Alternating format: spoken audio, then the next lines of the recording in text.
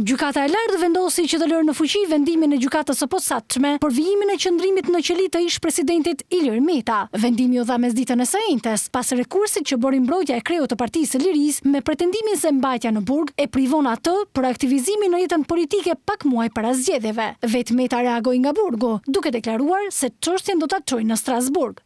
Sot për çështjen Meta hodhëm një hap pozitiv, sepse kaluam edhe një pengesë fiktive gjykatën e lartë që nuk ekziston, në mënyrë që të ecim më shpejt drejt gjykatës së Strasburgut. Ish-presidenti dyshohet nga SPAK për korrupsion, pastrim parash, fshehje pasurie, lidhur me dosjet e bashkuara Çezdia, lobimi i ish-LSI-s në SBA dhe shpenzimet e familjes së tij. Më herët, gjykata e posaçme e shkallës së parë dhe ajo e apelit kanë lënë në fuqi masën e arrestit me burg, duke bërë që Meta për afër 4 muajsh të mbahet i izoluar në paraburgimin Jordan Misja në kryeqytet apo siç njihet ndryshe 313.